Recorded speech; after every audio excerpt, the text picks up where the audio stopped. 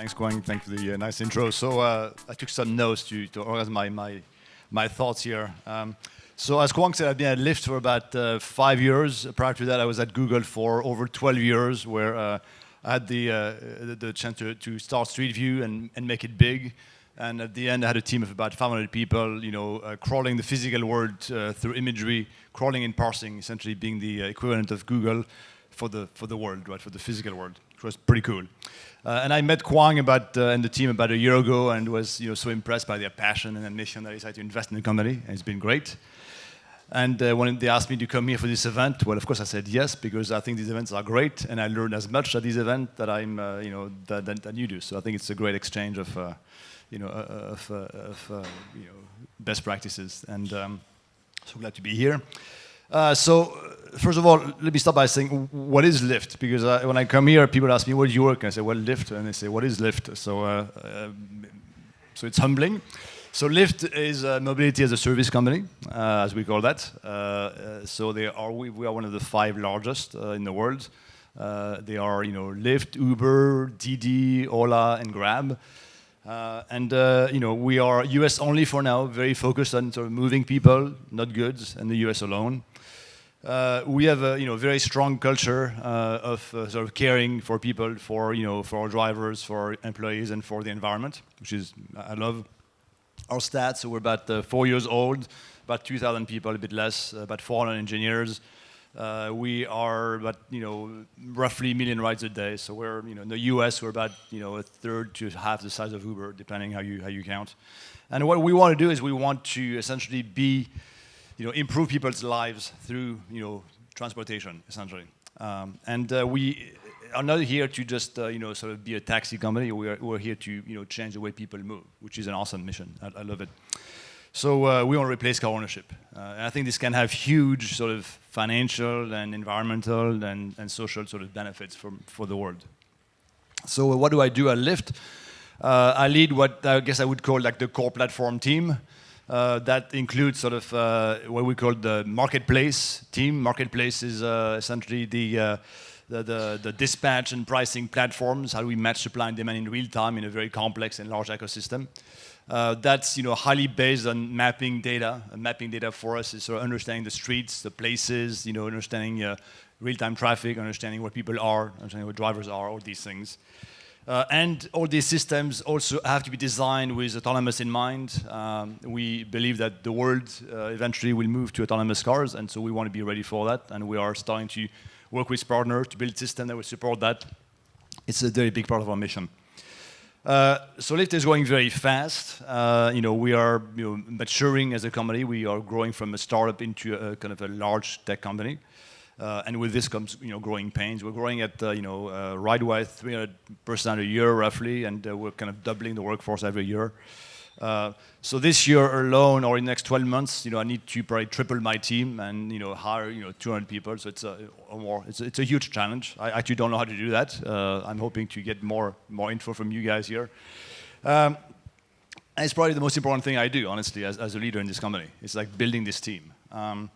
So for context, I think you probably all know that, but Silicon Valley is one of the most competitive, job market in the world. Super hard to hire talent. There's so much, war for talent out there. And on top of that, I think mobility as a service and ride sharing and autonomous are all, super, super hot right now. I mean, every month there's a new startup being founded and funded at $1 billion valuation. There are lots and lots of acquisitions, what have you. So it's a super hot market. So hiring is super, super tough. In fact, I'm not saying we are succeeding at our mission to hire. We're trying very hard. We have some success so far, but a lot more work to do. So who do we want to hire? I would say the first thing for me and for this team that I'm building is to hire the senior talent, typically more senior leadership. Once you hire these people, they will help you grow your org. You will grow exponentially. They'll each have their own team to grow, and they'll help you. You won't be alone hiring 200 people. So start with that, really, your senior people. And so how to do this? I would say, as you try to hire senior talent first, you can't really do this by going to sort of university campuses and recruiting from that. That doesn't work, right? You want to go to places like LinkedIn and other job boards and find sort of established leaders and senior engineers. So I'm not a recruiter, and I think it's very important to have recruiters that you trust and work with, that you sort of that understand what you're trying to build, the key sort of type of features you look for in your team, in your leaders, the key sort of skills you look for, and you know, I think the key thing you can also do is work your own network, right? I think if you hire people you've worked with before, right? If you attract them, you know what they can do and can't do. You trust them. You don't have to work, wait 3 to 6 months before you understand how to work with them. You can trust and delegate right away. So fantastic way to really, grow quickly. So what I would also recommend is, is to sort of tell your story. So go and, post on LinkedIn, post on various, places like Medium. Tell the story of the team you're trying to build, story of the mission of the company. Sponsor events. So one thing we've been successful at is sort of having events where we sort of bring together various, engineering leaders in the area that we are interested in. And in the abstract, we don't call this a recruiting event. We just bring them together and we feed them and we talk about stuff. So it's a bit like, frankly, this event. These are great events for sharing best practices and getting great people together. I think the one thing also you have to be careful in this environment, at least in the environment where we are in Silicon Valley, is the non-solicit. So typically when you go work somewhere, you sign a piece of paper that says that you will not recruit your former coworkers for about a year. I think it's fairly standard, common. It's unevenly enforced, and I'm not a lawyer, so I don't know the specifics. But all I know is that companies are pretty careful about this these days. So you're going to be sensitive to this as you reach out to your network. One thing I think about very carefully as well is location. So obviously I prefer people to be hired and in the team where I'm based right now, which is San Francisco. But honestly, at some point you get to a scale where you have to hire the best people where you can find them. And so Lyft is at this scale now.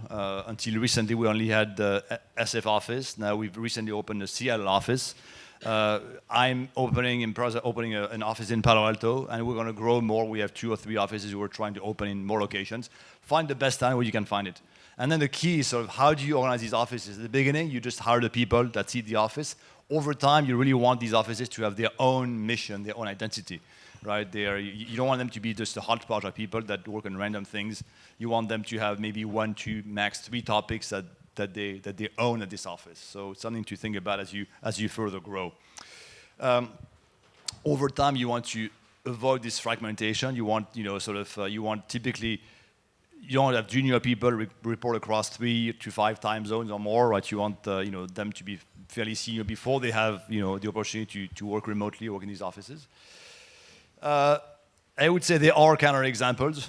For example, one company that I work with as an advisor is called Mapillary, and their approach is very different. What they do is they hire the best people they can wherever they find them, anywhere in the world. And so what they do is they actually interview them through Slack.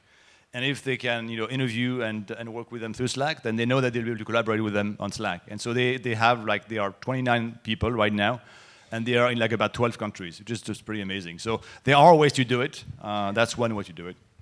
I'd say sort of ultimately to sort of conclude and wrap up my thoughts here, it's not just about the money you can pay people, really. It's about getting them excited about the opportunity to work at your company. And that's where I think they have to believe in the mission of the company, right? That's super key. If you don't believe in it, you won't get them, right? They have to believe also in the growth prospects. You are somewhere in the company, but you obviously want to grow further. So they want to, you want to explain where you are, and they have to believe your math, your rationale for that. They, I think, have to believe that your competition is not going to eat you alive. Another criterion that I use. They have to believe in the team. I think they have to believe in the work they'll be doing. They want to be innovative. Engineers don't just want to do sort of random work. They want to be creative and do interesting things. So they have to believe in this. So I think it's and the culture I talked about before. So I think it's about you really becoming a storyteller and telling the story of your company, the story of the team you're building, the story of the growth prospect, the story of the impact on the world. And the more you can tell this story, I think the better you will have a chance to attract top people. And I think the way to tell this story, to me, is to really leverage your whatever PR and blog post and ways to make it more, scalable. a bunch of things we do at Lyft right now are still not actually public. So I've been having a hard time telling my story because every time I meet somebody new, I've got to spend, an hour explaining what we do. And so I think I'm looking forward to being a bit more public. But some of the things we are ramping up will be public about this in the next month or two.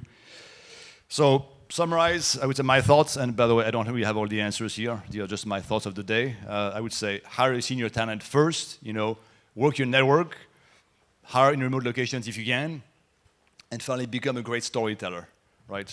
And with this, I think we go to questions now, or we have questions, excellent. All right, so do you think coding tests are a must-have for recruiting a developer, or the spirit, attitude are the most important? Maybe it depends on, I think it's a blend of both, I'd say. I mean, obviously you hire software engineers, you want them to know how to code, so that's sort of table stake.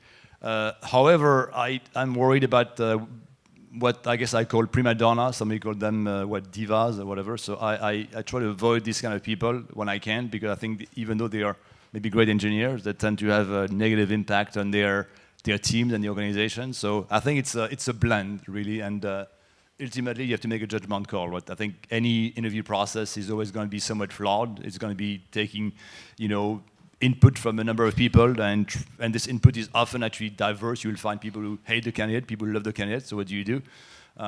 Typically, at Google we found that we first, like when I joined, we had at least 6, reviewers or 6 interviewers for one candidate, and then we found through data science that in fact there was not much more, signal in 6 interviews than in 4. So we just limited it to 4. And in my experience, in the 4 that interview a candidate, there's always at least one that's says no hire. So we have at least 3 that are thumbs up, 1 that's thumbs down. That's sort of typically how you make a call. It's very rare that you have unanimity in decisions. Let's see. Do people call you Luck instead of Luke? Well, they call me Luke. Okay. Oh, I call myself Luke. Thanks for the question. In fact, I'm actually very glad the event is in English. I've been in the US for over 25 years, and my business French is rusty. So I'm Luke, not Luke. Anyway, how do you deal with early employees that don't recognize the company? They joined years ago and can't see themselves work there anymore. Well, I think good question. People evolve, right? How I deal with them, I'm not sure. I think you want ultimately people to be productive. You want them to be, contributing at their level, at their best. So if people get bored or get to a place where they don't, like the company, then they should probably leave. If they have potential, maybe they're on the wrong team. So you have to encourage, you have to understand what they're good at, and see if there's a match for them somewhere in the company. So I think that's where understanding people and understanding sort of what various teams, various groups in the org do is sort of important, and you have to do this constant sort of reshuffling, reorgs. Reorging is a process; it's never done, right? You never have like the perfect org and you stop. It always evolves. So just realize that. Your favorite test or question to know if it's a match with the engineer you're interviewing? So I've stopped doing most engineer interview. I typically do more leadership interviews, and there it's even more fuzzy.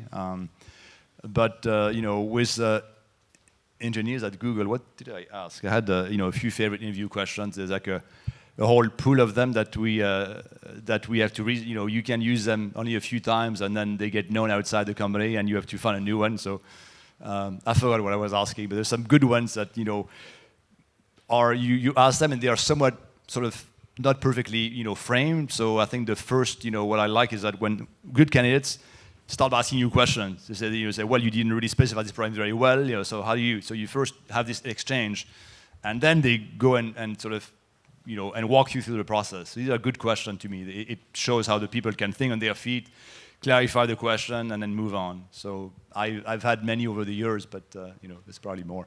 We have to wrap up. I'm told we have to wrap up, but I'll be around later for more questions. Okay. Thank you very much. Okay.